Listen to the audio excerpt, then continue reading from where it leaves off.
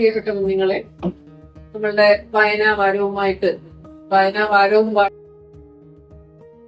പറയുന്നതൊരു തുടർച്ചയായ സംഭവമായിരിക്കണമെന്നും നിങ്ങൾ എല്ലാവരും ദിവസവും പുസ്തകം വായിക്കുന്നവരാവണമെന്നൊക്കെ ഞാൻ ഇന്നലെ പറഞ്ഞിരുന്നു. നമ്മളുടെ ഈ വായനാവാരം ആഘോഷങ്ങളുടെ ഭാഗമായിട്ട് കുറച്ച് സാഹിത്യകാരന്മാരെയും സാഹിത്യകാരികളെയും ഒക്കെ അഭിമുഖം നടത്തുന്ന പരിപാടിയാണിത്. ഇതിലേക്ക് ഇന്ന് വന്നിരിക്കുന്നത് നമ്മളുടെ സ്കൂളിലെ പൂർവ്വ വിദ്യാർത്ഥിയും എന്റെ സുഹൃത്തിന്റെ മകളാണ്. ഞങ്ങളുടെ സ്കൂൾ ഗ്രൂപ്പില് എന്റെ സുഹൃത്തിനോടൊപ്പം അംഗമായിട്ട് ഞങ്ങളുടെ എല്ലാ പ്രവൃത്തികളിലും പങ്കെടുക്കുന്ന ആളാണ്. അതുകൊണ്ടാണ് ഞാൻ നിങ്ങളെ ഒരു സാഹിത്യകാരിയായിട്ടൊന്നും പരിചയപ്പെടുത്തില്ല എന്ന് പറഞ്ഞത്. അപ്പം നീര ജയാർ SN കോളേജിൽ BA മലയാളത്തിൽ പഠിക്കുന്നു. നമ്മുടെ സ്കൂളിലെ പൂർവ്വ വിദ്യാർത്ഥിയാണ്. അപ്പൊ നിങ്ങൾക്ക് ചോദിച്ചറിയേണ്ട കാര്യങ്ങൾ വളരെ സൗഹാർദ്ദപരമായിട്ട് തന്നെ ചോദിച്ച് നിങ്ങൾക്ക് മനസ്സിലാക്കാം. എല്ലാവർക്കും നമസ്കാരം. ഞാൻ ദിയോരൻ. ഞാൻ ആയിഷ. ഇന്ന് നമ്മോടൊപ്പം എത്തിച്ചേർന്നിട്ടുള്ളത് പൂർവ്വ വിദ്യാർത്ഥിയും എഴുത്തുകാരിയുമായ കുമാരി മീര ജയാറാണ്. ചേച്ചി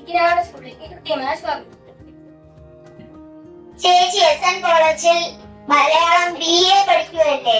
പൂർവ്വ വിദ്യാർത്ഥി എന്ന നിലയിൽ ഈ സ്കൂളിലെ അനുഭവങ്ങളെ പിന്നെ കോളേജിലെ അനുഭവങ്ങളെ തമ്മിലൊന്ന് താരതമ്യം ചെയ്ത് പറയാമോ? ഞാൻ ഈ സ്കൂളിനെ സംബന്ധിച്ചുള്ള ഓർമ്മകളിലേക്ക് പോവുകയാണെങ്കിൽ ഇവിടുത്തെ പാഠ്യവിഷയങ്ങൾക്കപ്പുറം ഉള്ള ഒരുപാട് ഓർമ്മകളാണ് എനിക്കുള്ളത്. അത് കലോത്സവത്തെ സംബന്ധിച്ചായാലും ശാസ്ത്രമേഖലയിലും ഒക്കെ ഞാൻ എല്ലാ പരിപാടികളിലും പങ്കെടുക്കുന്ന ഒരാളായിരുന്നു. നമുക്ക് ഈ കലോത്സവങ്ങളിലൊക്കെ ഇത്ര ഇനങ്ങളിലെ പങ്കെടുക്കാവുന്ന ഒരു പരിധിയല്ലോ. അപ്പൊ ആ ബുദ്ധി ഉണ്ടായത് കൊണ്ട് മാത്രം എനിക്ക് പങ്കെടുക്കാൻ കഴിയാതെ പോയ കുറെ മത്സരങ്ങളുണ്ട്. അതായത് ഞാൻ പറഞ്ഞു വരുന്ന ഇവിടുത്തെ പരിപാടികളെയൊക്കെ പരമാവധി ആഘോഷമാക്കിയ ഒരാളാണ് ഞാൻ. അപ്പൊ അങ്ങനെ ഒരാൾക്ക് കോളേജിൽ വരുമ്പോ ശരി കിട്ടുന്ന അവസരം. അപ്പൊ കോളേജിലും എത്തുമ്പോൾ നമുക്ക് സ്കൂളിൽ നിന്ന് ലഭിക്കുന്ന അത്രയും അവസരങ്ങളൊന്നും കിട്ടുന്നില്ല. അപ്പൊ ആ ഒരു വ്യത്യാസം തോന്നുന്നുണ്ട്. ഇവിടെ നിന്ന് കിട്ടിയ ആ സന്തോഷമൊന്നും കോളേജിലോട്ട് ചെല്ലുമ്പോൾ നമുക്ക് ആ പരിപാടികളിൽ പങ്കെടുക്കാമെന്നുള്ള സന്തോഷം കിട്ടില്ല. കാരണം ഇവിടെ ഓരോ അധ്യാപകരും അത്രത്തോളം പിന്തുണ തന്നാണ് നമ്മളെ ഓരോ പരിപാടികളിൽ പങ്കെടുപ്പിച്ചിരുന്നത്. അതിപ്പോ കലോത്സവ സമയത്താണെങ്കിൽ ഞാൻ വിജി ടീച്ചറും നിങ്ങളുടെ സംസ്കൃതം ടീച്ചറിന്റെ വീട്ടിൽ പോയി പഠിക്കാറുണ്ട്. രാത്രി വരെയൊക്കെ ഇരുന്ന് പഠിച്ചിട്ടുണ്ട്. ഓരോ കഥ എഴുതാനും കവിത എഴുതാനും ഒക്കെയുള്ള പരിശീലനങ്ങൾ തന്നിട്ടുണ്ട്. അതുപോലെ മിനിമോൾ ടീച്ചറുമായിട്ടൊക്കെ ശാസ്ത്രമേളയ്ക്ക് സോഷ്യൽ സയൻസ് ക്വിസിനും സ്റ്റീൽ മോഡലിനും ഒക്കെ ഇരുന്ന് തയ്യാറെടുത്തിട്ടുണ്ട്. അപ്പൊ അങ്ങനെ പ്രോത്സാഹനം തരുന്ന അധ്യാപകര് നമുക്ക് കോളേജിലേക്ക് എത്തുമ്പോൾ കുറവാണ്. പിന്നെ അങ്ങനെ ഒരു താരതമ്യം ചെയ്ത് പറയുകയാണെങ്കിൽ ഇപ്പൊ ഞാൻ മലയാളമാണ് പഠിക്കുന്നത് എന്നുള്ളത് കൊണ്ട് നമുക്ക് സംസ്കൃതം ഒരു പ്രധാന വിഷയമാണ്. അപ്പൊ അവിടെ സംസ്കൃതം എന്റെ കൂടെ പഠിക്കുന്ന ഒരുപാട് പേര് ആദ്യമായിട്ടാണ് സംസ്കൃതം എന്ന വിഷയത്തെ സമീപിക്കുന്നത്. പക്ഷെ ഇവിടെ സംസ്കൃതം പഠിച്ചത് കൊണ്ട് തന്നെ എനിക്ക് വായിക്കാനും എഴുതാനും അത്യാവശ്യം നന്നായിട്ട് മനസ്സിലാക്കാനും ഒക്കെ കഴിയുന്നുണ്ട്. ആ ഒരു നേട്ടം ഇവിടെ സംസ്കൃതം പഠിച്ചത് കൊണ്ട് കോളേജിലേക്ക് എത്തുമ്പോൾ ഉണ്ടാകുന്നു. പിന്നെ അധ്യാപകരുമായിട്ടുള്ള അടുപ്പത്തിലും മാറ്റങ്ങൾ വന്നിട്ടുണ്ട്. ഇവിടെ ആകുമ്പോൾ ഇവിടെ ആയാലും ഹൈസ്കൂളിൽ പഠിച്ചപ്പോഴായാലും ഒരുപാട് ടീച്ചേഴ്സുമായിട്ട് വളരെ ആത്മബന്ധം സ്ഥാപിച്ചിട്ടുണ്ട്. പക്ഷെ കോളേജിലോട്ട് പോകുമ്പോൾ അങ്ങനെയുള്ള ബന്ധങ്ങൾ ഉണ്ടാകുന്നവർ കാണും. പക്ഷെ എന്നെ സംബന്ധിച്ചിടത്തോളം എന്തിന്റെ അനുഭവങ്ങളൊന്നും അവിടെ അത്രത്തോളം സന്തോഷകരമായിട്ട് ഉണ്ടായിട്ടില്ല. എനിക്ക് ഏറ്റവും ഇഷ്ടപ്പെട്ട എഴുത്തുകാരന്റെ ഗ്രന്ഥങ്ങളാണ് ഏറ്റവും സ്വാധീനിച്ചിട്ടുള്ളത്. എനിക്ക് M മുകുന്ദനെയാണ് ഏറ്റവും ഇഷ്ടം. MTയും സുഭാഷ് ചന്ദ്രനും ഒക്കെ വായിക്കുമെങ്കിലും ഏറ്റവും ഇഷ്ടപ്പെട്ട എഴുത്തുകാരൻ M മുകുന്ദനാണ്. അപ്പൊ M മുകുന്ദൻ മയ്യഴിയുടെ പശ്ചാത്തലത്തിൽ എഴുതിയ കൃതികളാണ് ഏറ്റവും കൂടുതൽ സ്വാധീനിച്ചിട്ടുള്ളത്. ഞാൻ പറഞ്ഞല്ലോ, ഞാൻ ഈ പരിസ്ഥിതിയെയും പരിസരങ്ങളെയൊക്കെ ഒരുപാട് നിരീക്ഷിക്കുകയും ഇഷ്ടപ്പെടുകയും ചെയ്യുന്ന ഒരാളാണ്. അപ്പം മുകുന്ദന്റെ കൃതികളിൽ മയ്യഴിയുടെ പശ്ചാത്തലത്തിൽ ഒരുപാട് പുസ്തകങ്ങൾ എഴുതിയിട്ടുണ്ട്. മയ്യഴിപ്പുഴയുടെ തീരങ്ങളിൽ മാത്രമല്ല ദൈവത്തിന്റെ വികൃതികളും അതുപോലെ ഒരുപാട് കൂട നന്നാക്കുന്ന ചോയി നൃത്തം ചെയ്യുന്ന കുടകൾ തുടങ്ങി ഒരുപാട് നോവലുകളൊക്കെ എഴുതിയിട്ടുണ്ട്. ആ ഒരു ഗ്രാമീണത അതിലൊക്കെ വരുന്ന ഗ്രാമീണമായ പശ്ചാത്തലങ്ങളെ ഇഷ്ടപ്പെടുന്നതുകൊണ്ട് അത്തരത്തിലുള്ള പുസ്തകങ്ങൾ സ്വാധീനിച്ചിട്ടുണ്ട്.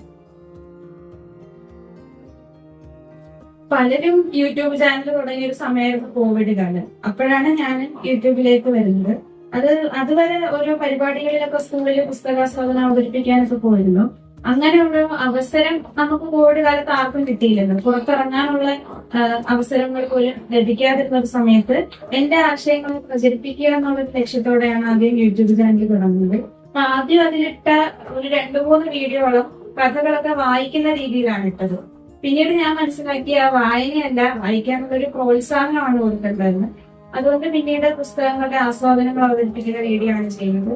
ഏകദേശം 50 വീഡിയോകളൊക്കെ ഇപ്പൊ ചെയ്തു. കഥയും കവിതയും നോവലും എല്ലാം വന്ന കൃതികളുടെ എന്റെ അഭിപ്രായത്തിലുള്ള ആസ്വാദനങ്ങൾ ചെയ്യാറുണ്ട്. പിന്നെ അതിൽ കമന്റ് ഇടുന്ന പലരും അവരുടെ അഭിപ്രായങ്ങൾ പങ്കുവെക്കാറുണ്ട്. അങ്ങനെ ആ ഒരു സാഹിത്യപരമായിട്ടുള്ള ഇടപെടലുകൾക്കുള്ള ഒരു സ്ഥലം എന്ന നിലയിലാണ് യൂട്യൂബിൽ പ്രവർത്തിക്കുന്നത്. പുസ്തകങ്ങളായിട്ട് എഴുതിയിട്ടുള്ള കഥകളാണ് എഴുതിയിട്ടുള്ളത്. പുസ്തകം ഇപ്പൊ ഞാൻ പറഞ്ഞില്ലേ മാതൃഭൂമിയുടെ വിഷുപതിപ്പില് ചുരുക്കപ്പട്ടികയിൽ വന്നപ്പോ അവര് അതിലുള്ള കുറച്ചു പേരുടെ കഥകൾ ചേർത്ത് ഒരു സമാഹാരമായിട്ട് ഇറക്കുന്നുണ്ട് മാതൃഭൂമി ബുക്സ് തന്നെ. അതായിരിക്കും ആദ്യമായിട്ട് വരുന്ന പുസ്തകം. അല്ലാതെ എന്റേതായിട്ട് സ്വതന്ത്രമായ ഒരു പുസ്തകം ഇതുവരെ എഴുതിയിട്ടില്ല. കഥകൾ എഴുതിയിട്ടുണ്ട്. അതില് എല്ലാ കഥകളും ഇഷ്ടമാണ്.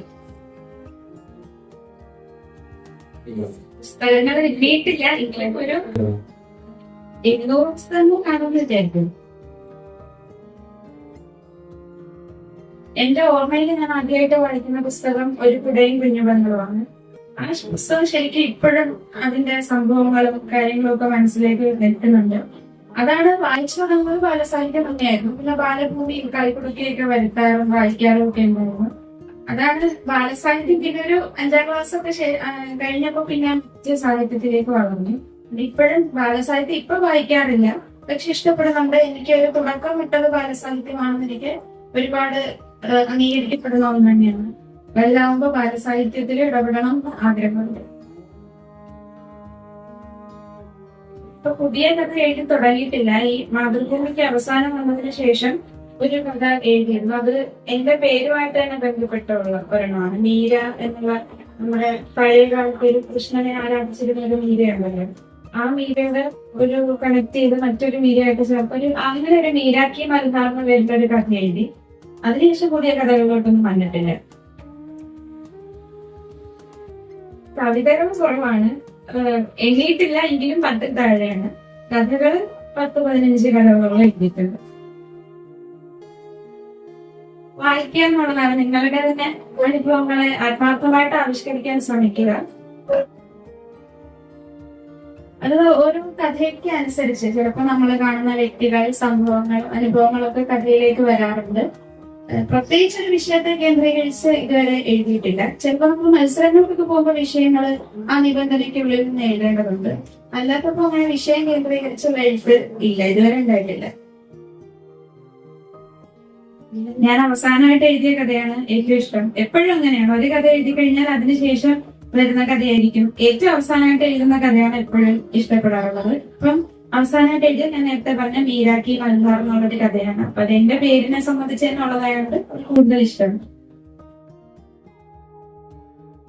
ONV കൊല്ലത്തിന്റെ പ്രിയപ്പെട്ട കവിയാണ്. അതുപോലെ തന്നെ ഞങ്ങളുടെ നാട്ടുകാരനാണ്. ഞാനിപ്പോ ചവറയിലാണ് താമസിക്കുന്നത്. ഞങ്ങളുടെ വീട്ടിൽ നിന്നൊരു 10 മിനിറ്റ് പോലും നടക്കാനുള്ള ദൂരം ഇല്ല അദ്ദേഹത്തിന്റെ വീട്ടിലേക്ക്. ഞാൻ വീട്ടിൽ പോയിട്ടുണ്ട്, കവിതകൾ വായിക്കാറുണ്ട്. അദ്ദേഹത്തിന്റെ വീട്ടുകാരുമായിട്ടൊക്കെ അടുപ്പമുണ്ട്. ഇതൊക്കെ പ്രത്യേക സന്തോഷമാണ്. പിന്നെ നേരിട്ട് കണ്ടിട്ടില്ല. ഇഷ്ടപ്പെട്ട കവിത ഭൂമിക്കൊരു സ്ഥലമെങ്കിലെന്ന് പറയാം. 10 ക്ലാസ്സിലേക്ക് പഠിക്കുമ്പോഴാണ്. പിന്നീട് +1 +2 പോയപ്പോൾ ശരിക്കും കുറച്ചൊക്കെ വായിച്ചിരുന്നുള്ളൂ. അതുകൊണ്ട് തന്നെ എഴുത്തും അത്രത്തോളം കുറഞ്ഞിരുന്നു. പിന്നെ ഈ ഡിഗ്രി സെക്കൻഡ് ഇയർ ഒക്കെ ആയപ്പോഴാണ് വീണ്ടും എഴുത്തിലോട്ടൊക്കെ വരാൻ തുടങ്ങിയത്. ചില സമയത്ത് നമുക്ക് എഴുത്തില് നമുക്ക് എഴുതണമെന്ന് തോന്നിയാൽ പോലും, അല്ലെങ്കിൽ ഒരു മത്സരം ഉണ്ടെങ്കിൽ പോലും നമുക്കത് എഴുതാൻ പറ്റാതെ പോകാറുണ്ട്. എനിക്ക് തോന്നുന്നത് വായനയുടെ കുറവ് കൊണ്ട് തന്നെയാണ്. പലപ്പോഴും വായനയിൽ കുറവ് നേരിടുന്നുണ്ട്. ആദ്യമായിട്ട് എഴുതുന്നതെല്ലാം കാണിക്കുന്നത് അമ്മയാണ്. അപ്പൊ വിമർശനങ്ങളും ഉണ്ടാവാറുണ്ട്, പ്രോത്സാഹനങ്ങളും ഉണ്ടാവാറുണ്ട്. പക്ഷെ അതിനനുസരിച്ച് ഞാൻ തിരുത്തലുകളൊന്നും നടത്തുന്നില്ല. അപ്പൊ പല കഥകളും എഴുതുമ്പോ അമ്മ പറയും, അയ്യോ അതിങ്ങനെ വേണ്ടായിരുന്നു, അതിന്റെ അവസാനം ഇങ്ങനെ വേണ്ടായിരുന്നു എന്നൊക്കെ പറയാറുണ്ട്. പക്ഷെ ഞാനത് മാറ്റാറില്ല. എന്റെ ഒരു ഭാവനയിലും എന്റെ സങ്കല്പങ്ങളിലും തന്നെ ഉറച്ചു നിൽക്കുന്ന ഒരാളാണ്. പിന്നെ പ്രോത്സാഹനം വന്നില്ല. അച്ഛനും അതുപോലെ തന്നെ അമ്മയും എല്ലാ കാര്യങ്ങളിലും വായനയിലും എഴുത്തിലും ഒക്കെ ഒരുപാട് പിന്തുണ നൽകുന്നുണ്ട്. ആയിട്ട് എഴുതുന്ന കഥ ഉമ്മ എന്ന പേരിലുള്ള കഥയായിരുന്നു. അപ്പൊ ആ കഥ തന്നെ മാതൃഭൂമിക്ക് അയച്ചു കൊടുത്തപ്പം അതിൽ പ്രസിദ്ധീകരിച്ചു വന്നു. മാതൃഭൂമി ഇത്രയും പാരമ്പര്യമുള്ള ഒരു ആഴ്ചപ്പതിപ്പില് ആദ്യമായിട്ട് എഴുതുന്ന കഥ വരിക എന്ന് പറയുന്നത് ഒരുപാട് സന്തോഷവും അഭിമാനമായിരുന്നു. അതൊരു പ്രവാസ ജീവിതത്തിന്റെ ദുരിതങ്ങളും ദുരനുഭവങ്ങളും ഒക്കെ ആവിഷ്കരിക്കുന്ന ഒരു കഥയായിരുന്നു ഉമ്മ. ചേച്ചി എഴുതിയ ഒരു കവിതയിലെ കുറച്ച് വരികൾ പറഞ്ഞു അടുത്തരാമോ? കവിത ശരിക്കും എഴുതിയിട്ട് ഞാൻ ഇവിടെ പഠിക്കുന്ന സമയത്താണ്, ഞാൻ പറഞ്ഞില്ലേ 7ാം ക്ലാസ് വരെയുള്ള സമയത്താണ് കവിതകൾ അവസാനമായിട്ട് എഴുതിയിട്ടുള്ളത്. പിന്നെ അങ്ങനെ കവിതയിലേക്ക് ഗൗരവപൂർണ്ണമായിട്ട് കവിതകളൊന്നും എഴുതിയിട്ടില്ല. അതുകൊണ്ട് ഞാൻ എഴുതിയ കവിതകളുടെ വരികൾ ചോദിച്ചാൽ ബുദ്ധിമുട്ടായിരിക്കും. ഇപ്പൊ ഒരുപാട് പേര് പറയാറുണ്ട് ഇന്റർനെറ്റ് വന്നതുകൊണ്ട് അല്ലെങ്കിൽ ഇതുപോലെ നവമാധ്യമങ്ങളുടെ സാന്നിധ്യം കൊണ്ട് വായന കുറയുന്നുണ്ട് എന്ന്. ഞാനും ഒരു കാലത്ത് അത് വിശ്വസിച്ചിരുന്നു. പക്ഷെ നമ്മൾ ഈ പുസ്തകങ്ങളുടെ കടയുടമകളുമായിട്ട് അല്ലെങ്കിൽ ആ പുസ്തക വ്യാപാരികളുമായിട്ട് ബന്ധപ്പെടുമ്പോൾ പുസ്തകം വിറ്റുപോകുന്ന എണ്ണം വളരെ കൂടുതലാണ്. അതുകൊണ്ട് തന്നെ ആ ഒരു ഡിജിറ്റൽ സ്വാധീനം വായനയെ അത്രത്തോളം കുറച്ചൊന്നും വിശ്വസിക്കാൻ പറ്റുന്നില്ല. പിന്നെ ഡിജിറ്റലായിട്ട് വായനയിലേക്ക് വരാനുള്ള ഉപാധികളുണ്ടല്ലോ, ഡിജിറ്റൽ വായന, ഇ ബുക്ക് പോലെയുള്ള സാധ്യതകളെയൊക്കെ പ്രയോജനപ്പെടുത്തിയാൽ അത് നല്ല രീതിയിലോട്ടുള്ള ഒരു വായനയിലേക്ക് മാറുമെന്ന് വിശ്വസിക്കുന്നു. ചേച്ചിക്ക് ഇഷ്ടപ്പെട്ട ഒരു കവിതയിലെ 2 സഫലയാത്ര എന്ന അയ്യനക്കാടിന്റെ കവിതയിലെ കുറച്ച് വരികൾ ചൊല്ലാം. ആർദ്രമീ ധനുമാസരാവിലൊന്നിൽ ആതിരവ് ഒട്ടുകുമല്ലേ സഖി, ഞാനീ ജനവഴി പിടിച്ചുട്ടു നിൽക്കട്ടെ, നിക്കിയ അണിയത്തു തന്നെ നിൽക്കൂ. അയച്ചു തുടങ്ങി ഞാൻ പറഞ്ഞല്ലോ, ഈ കുടയും കുഞ്ഞുങ്ങളും എന്ന പുസ്തകം ഒരുപോലെ വായനയിലേക്ക് എഴുത്തിലേക്ക് കൊണ്ടുവന്നതാണ്. ഞാൻ ഇവിടെ പഠിച്ചപ്പം 4ാം ക്ലാസ്സിൽ ആദ്യമായിട്ടൊരു കവിത എഴുതിയെന്ന് പറഞ്ഞില്ല, അതിന് തൊട്ട് മുമ്പ് വായിച്ച പുസ്തകമായിരുന്നു ഈ കുടയും കുഞ്ഞുങ്ങളും. അപ്പൊ അത് ഒരു സ്വാധീനമാണ്. പിന്നീട് വായിക്കുന്ന പുസ്തകങ്ങളെല്ലാം ശരിക്കും എഴുത്തിലേക്ക് വരാനുള്ള വഴി തുറക്കുന്നു എന്നത് ഞാൻ പറയാൻ ആഗ്രഹിക്കുന്നു. ഏതുതരം വിഷയങ്ങളാണ് തിരഞ്ഞെടുക്കാറ്? അങ്ങനെ പ്രത്യേകിച്ച് ഒരു വിഷയമായിട്ടൊന്നുമില്ല. എനിക്ക് ഒരുപാട് ചുറ്റുപാടുകളെ നിരീക്ഷിക്കാറുണ്ട്, ഒരുപാട് പേരുമായിട്ട് ഇടപഴകുമ്പോൾ അനുഭവങ്ങൾ വരാറുണ്ട്. അങ്ങനെയുള്ള എല്ലാം കൂട്ടിച്ചേർത്തുള്ള രചനകളാണ് നടത്തുന്നത്. ചേച്ചി എഴുതാൻ ഏറ്റവും കൂടുതൽ സ്വാധീനിച്ചിട്ടുള്ളതാരാണ്? അങ്ങനെ ഒരു സ്വാധീനത്തെ പറ്റി ഒരു വ്യക്തിയധിഷ്ഠിതമായിട്ട് പറയാൻ പറ്റുമെന്ന് തോന്നുന്നില്ല. ഞാൻ പറഞ്ഞല്ലോ 8ാം ക്ലാസ്സിൽ പഠിക്കുമ്പോഴാണ് ആദ്യമായിട്ടൊരു കഥ എഴുതുന്നതും അത് അംഗീകരിക്കപ്പെടുന്നതും. അപ്പൊ ആ ഒരു കഥയെ എഴുത്തിലേക്ക് എന്നെ കൊണ്ടുവന്നത് ഞാൻ 8ാം ക്ലാസ്സിൽ പഠിച്ച കൊറ്റംകുളത്തെ സ്കൂളിലെ ഒരു മലയാള അധ്യാപകനായിരുന്നു. അപ്പൊ ആ സാറാണ് ഓരോ കഥയും കവിതയും ഒക്കെ ഞാൻ എഴുതുമ്പോൾ അതിന് പേജുകളോളം നീണ്ട ആസ്വാദന കുറിപ്പുകളൊക്കെ എഴുതി തരുമായിരുന്നു. അതൊക്കെ മുന്നോട്ടുള്ള യാത്രയ്ക്ക് ഒരുപാട് പ്രോത്സാഹനമായിട്ടുണ്ട്. അപ്പൊ ആ സാറിനെ വേണമെങ്കിൽ നമുക്ക് അങ്ങനെ പറയാം, ഒരു വ്യക്തിയധിഷ്ഠിതമായിട്ടുള്ള ഒരുപാട് പ്രോത്സാഹനങ്ങൾ തന്നിട്ടുള്ള ഒരാളാണ്. പക്ഷെ അതല്ലാതെ ഞാനിപ്പോ പറഞ്ഞതുപോലെ നമ്മൾ മുന്നിൽ കാണുന്ന അനുഭവങ്ങൾ, കാഴ്ചകൾ, അതൊക്കെ തന്നെ കഥയിലേക്ക് സ്വാധീനിച്ചിട്ടുണ്ട്. ഞാനിപ്പോ എനിക്ക് മുമ്പിൽ ഇരിക്കുന്ന നിങ്ങൾ പോലും ഒരുപക്ഷെ നാളെ ഒരു കഥയിലേക്ക് കടന്നു വരും. അങ്ങനെ ചുറ്റുപാടുകളെയൊക്കെ കഥാപാത്രങ്ങളും സംഭവങ്ങളും ഒക്കെ ആക്കിയാണ് ഓരോ കഥ എഴുതുന്നത്. ഒരു പ്രൊഫഷൻ എന്ന നിലയിൽ ആലോചിക്കുമ്പോൾ എന്താണ് പറയുന്നത്? എനിക്ക് ശരിക്കും മലയാളത്തിൽ തന്നെ ഇടപെടാൻ പറ്റുന്ന ഒരു പ്രൊഫഷനിലേക്ക് പോകുക എന്നുള്ളതാണ് ഏറ്റവും വലിയ സന്തോഷം. അപ്പൊ അതില് അധ്യാപനം ഇഷ്ടമാണ്. ആദ്യമൊക്കെ സിവിൽ സർവീസിനോട് താല്പര്യം ഉണ്ടായിരുന്നു, പക്ഷെ ഇപ്പൊ ആ താല്പര്യം കുറഞ്ഞു വരികയാണ്. ഞാൻ നോക്കുമ്പോൾ എനിക്ക് അധ്യാപനമാണെങ്കിൽ എനിക്ക് എന്റെ ആശയങ്ങളിൽ കുട്ടികളുടെ പുതിയ ആശയങ്ങളും ഒരുമിച്ച് ചേർക്കാനും അതോടൊപ്പം എന്റെ എഴുത്ത് തുടരാനും സാധിക്കും. ഞാൻ ഏത് ജോലി ചെയ്താലും അതിന് സമാന്തരമായിട്ട് സാഹിത്യത്തെയും വായനയൊക്കെ കൊണ്ടുപോകുക എന്നുള്ളതാണ് ഏറ്റവും വലിയ ലക്ഷ്യം. മാതൃഭാഷയോട് എപ്പോഴും സ്നേഹമുണ്ട്. ആ സ്നേഹം വരാനും ഈ സ്കൂള് ഒരുപാട് കാരണങ്ങളായിട്ടുണ്ട്. ഇവിടെ അസംബ്ലിയിലായാലും എല്ലാ പരിപാടികളിലും ഞാൻ പങ്കെടുക്കാറുണ്ടായിരുന്നു. അന്ന് കഥാരചനയിലും ഉപന്യാസങ്ങൾക്കും ഒക്കെ സംസ്കൃത കഥാരചനയിലും ഒക്കെ പങ്കെടുക്കാറുണ്ടായിരുന്നു. അപ്പൊ മറ്റ് ഭാഷകളിൽ ഇടപെടുമെങ്കിലും എപ്പോഴും മലയാളത്തോടാണ് സ്നേഹം. അതുകൊണ്ടാണ് ഇപ്പോഴും ബിരുദ പഠനത്തിനായിട്ട് മലയാളം തന്നെ തിരഞ്ഞെടുത്തത്. ഏത് സമയമാണ് ചേച്ചി എഴുതാനായിട്ട് തിരഞ്ഞെടുക്കുന്നത്? കൂടുതലും എഴുത്തിനും വായനയ്ക്കൊക്കെ തിരഞ്ഞെടുക്കുന്ന രാത്രി സമയങ്ങളാണ്.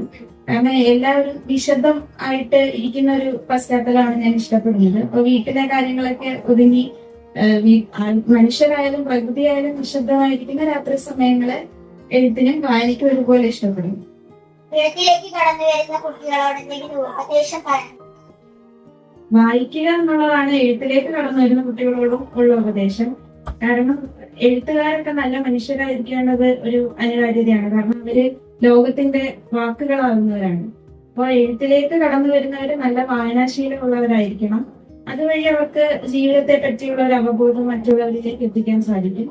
പിന്നെ നിങ്ങൾ എഴുതാൻ വേണ്ടി കഷ്ടപ്പെട്ട് ഇരിക്കുന്ന ഒരവസ്ഥയോട് എനിക്ക് യോജിപ്പില്ല. ഞാനിപ്പം അങ്ങനെ രചനാ മത്സരങ്ങളിൽ യൂണിവേഴ്സിറ്റി കലോത്സവങ്ങളൊന്നും പങ്കെടുക്കാറില്ല. കാരണം അവിടെ നമുക്ക് നിശ്ചിതമായ ഒരു സമയത്തിനുള്ളിൽ എഴുതി തീർക്കുന്നത് വലിയൊരു ബുദ്ധിമുട്ടായിട്ട് തോന്നുന്നുണ്ട്. ചിലപ്പോൾ നമുക്ക് ആലോചിച്ച ആ എഴുത്തിലേക്ക് വരാൻ തന്നെ 1 മണിക്കൂർ വേണം. പിന്നെയുള്ള ഒരു സമയത്തിന്റെ ഒരു ബുദ്ധിമുട്ടുകളിൽ അല്ലെങ്കിൽ ആ പരിധിക്കുള്ളിൽ എഴുതി തീർക്കാൻ പറ്റുമെന്ന് തോന്നുന്നില്ല. അതുകൊണ്ട് നിങ്ങൾ എഴുതാൻ വേണ്ടി എഴുതരുത്. അല്ലാതെ നമുക്ക് തോന്നുമ്പോ നമുക്ക് ചിലപ്പോൾ ഏത് സമയത്താണെന്ന് പറയാൻ പറ്റില്ല. ഒരു കഥയുടെ സ്പാർക്ക് എന്നൊക്കെ പറയില്ലേ, അത് മനസ്സിലേക്ക് വരുമ്പോൾ എഴുതാൻ തയ്യാറാവുക. ആ വായന നിങ്ങളുടെ ഉള്ളിലുള്ള വായന നിങ്ങളെ ആ എഴുത്തിലേക്ക് നയിക്കും, അതിനെ ബലപ്പെടുത്തും. വായനയിലേക്കുള്ള വലിയ പ്രോത്സാഹനം ഇവിടെ നിന്ന് കിട്ടി. ആ വായനയാണ് എഴുത്തിലോട്ട് വഴിതെളിച്ചത്. അങ്ങനെ സ്കൂള് എഴുത്തിനെ സ്വാധീനിച്ചു പറയാം. ഞാൻ ഇവിടെ പഠിച്ചപ്പോൾ 4ാം ക്ലാസ്സിലാണ് ആദ്യമായിട്ട് ഒരു കവിത എഴുതുന്നത്. അന്ന് ഇവിടെ പഠിച്ചപ്പോ മത്സരങ്ങളിലും കഥയിലും ഒക്കെ പങ്കെടുക്കുമായിരുന്നു. പക്ഷെ കഥയില് ഇവിടെ പഠിച്ച സമയത്ത് എനിക്ക് അങ്ങനെ സമ്മാനങ്ങളൊന്നും കിട്ടിയിരുന്നില്ല. അതുകൊണ്ട് ഞാൻ കഥ എഴുതാൻ എനിക്കൊരു കഴിവുണ്ട് എന്ന് ഞാൻ മനസ്സിലാക്കിയിരുന്നില്ല. പിന്നീട് 8ാം ക്ലാസ്സിലോട്ടൊക്കെ പോയപ്പോഴാണ് അവിടുത്തെ എന്റെ മലയാളം സാറ് ആദ്യമായിട്ടൊരു കവിതയും എഴുതിച്ചു നോക്കി. എന്നിട്ട് സാറ് പറഞ്ഞു, ഇതുപോലെ കവിതയെ താരതമ്യം ചെയ്ത് നോക്കുമ്പോൾ കഥയിലാണ് പ്രതിഭ കൂടുതൽ കാണുന്നത്. അങ്ങനെ പിന്നീട് എനിക്ക് തന്നെ കഥ എഴുതാനുള്ള ഒരു താല്പര്യം വന്നു. കവിതയെ എഴുതാറുണ്ട് എങ്കിലും എനിക്കൊരു ആത്മവിശ്വാസം കൂടുതൽ തോന്നുന്നത് കഥയിലാണ്. ശരിക്കും കരുനാഗപ്പള്ളിയുടെ ഒരു പുരസ്കാരത്തെ പറ്റി പറയുമ്പോൾ ആദ്യം ലൈബ്രറി കൗൺസിലിന്റെ പ്രവർത്തനത്തെ പറ്റി പറയുന്നതിലാണ് എനിക്ക് കൂടുതൽ സന്തോഷം. കാരണം കേരളത്തിലെ ഏറ്റവും നല്ല ലൈബ്രറി പ്രവർത്തനങ്ങൾക്കുള്ള ലൈബ്രറി കൗൺസിലിനുള്ള അവാർഡ് കിട്ടിയതെന്നാണ് കരുനാഗപ്പള്ളി. അവര് വളരെ സജീവമായിട്ടുള്ള പ്രവർത്തനങ്ങൾ നടത്താറുണ്ട്. നമുക്ക് ഉദാഹരണമായിട്ട് പറഞ്ഞാൽ കോവിഡ് കാലത്ത് വീട്ടിൽ അകപ്പെട്ട് നമ്മളെല്ലാവരും ഒരുപോലെ അടച്ചുപൂട്ടപ്പെട്ട സമയത്ത് ആ വീട്ടിലേക്ക് മാത്രം ഒതുങ്ങിപ്പോയ സ്ത്രീകളെ മുൻനിരയിലേക്ക് കൊണ്ടുവരുന്നതിന് വേണ്ടി അതിജീവനത്തിന് പെൺവായന എന്ന് പറഞ്ഞൊരു പദ്ധതിക്ക് രൂപം കൊടുത്തിരുന്നു. അപ്പൊ ആ ഒരു പദ്ധതി നടപ്പിലാക്കാൻ വേണ്ടി തിരഞ്ഞെടുത്ത താലൂക്ക് കമ്മിറ്റി അംഗങ്ങളിൽ 11 അംഗങ്ങളിൽ ഒരാളായിരുന്നു ഞാൻ. അപ്പൊ അതുമായിട്ട് ചേർന്ന് ഒരുപാട് പ്രവർത്തിക്കാൻ സാധിച്ചു. അത്രത്തോളം മഹത്തരമായ ഒരു സ്ഥാപനത്തിൽ നിന്ന്, ഒരു പ്രസ്ഥാനത്തിൽ നിന്ന് ഒരു അവാർഡ് ലഭിക്കുക എന്ന് പറഞ്ഞാൽ ഒരുപാട് സന്തോഷമായിരുന്നു. നിങ്ങൾക്കൊക്കെ ഒരുപക്ഷെ അറിയായിരിക്കും, 2-3 വർഷം മുമ്പുള്ള ടോപ്പ് സിംഗർ ആ സീസണിൽ ആദിത്യൻ എന്ന് പറഞ്ഞൊരു പാട്ടുകാരൻ ഉണ്ടായിരുന്നു. അപ്പൊ ആദിത്യനോടൊപ്പമാണ് ആ ഒരു പ്രതിഭ പുരസ്കാരം ഏറ്റുവാങ്ങാൻ സാധിച്ചത്. അപ്പൊ അതൊക്കെ ഒരുപാട് സന്തോഷമുള്ള കാര്യമായിരുന്നു, ഏറ്റവും അഭിമാനമുള്ള കാര്യമായിരുന്നു. ജ്ഞാനസ്നാനം എന്ന ചുരുക്കപ്പട്ടികയിൽ ചേച്ചി ഉൾപ്പെട്ടുണ്ടല്ലോ, അതിനെ കുറിച്ചൊന്ന് പറയാം. മാതൃഭൂമി ആഴ്ചപ്പതിപ്പ് വർഷങ്ങളായിട്ട് നടത്തി വരുന്ന ഒരു മത്സരമാണ് വിഷുപ്പതിപ്പ് സാഹിത്യ മത്സരം. അത് കോളേജ് വിദ്യാർത്ഥികൾക്ക് വേണ്ടിയുള്ളതാണ്. അപ്പൊ അതിൽ ആദ്യമായിട്ടാണ് ഞാനൊരു കഥ അയക്കുന്നത്. ആ കഥയാണ് മരണപ്പെട്ടവന്റെ ജ്ഞാനസ്നാനം. അപ്പോ ആ ഒരു കഥ മത്സരത്തിന് വേണ്ടി അയക്കുമ്പോൾ വലിയ പ്രതീക്ഷകളൊന്നും ഇല്ലായിരുന്നു. കാരണം അത് കോളേജ് വിദ്യാർത്ഥികളാകുമ്പോൾ PG കഴിഞ്ഞ് PhD ചെയ്യുന്നവരും ഉണ്ടായിരുന്നു.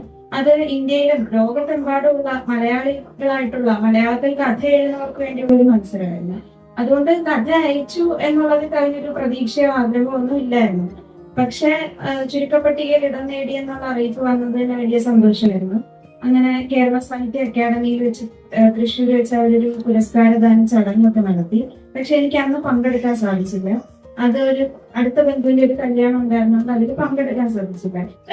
നമ്മളോടൊപ്പം ചെലവഴിച്ച പൂർവ്വ വിദ്യാർത്ഥിനിയും എഴുത്തുകാരിയുമായ കുമാരി മീര ജയാർ നമ്മൾ ചോദിച്ച ഓരോ ചോദ്യങ്ങൾക്കും ഉത്തരം നൽകിക്കൊണ്ട് എഴുത്തിന്റെയും വായനയുടെയും വിസ്മയ ലോകത്തേക്ക് എത്തിച്ച മീര ചേച്ചിക്ക് ഞങ്ങളുടെ സ്കൂളിലെ വളരെ നന്ദി.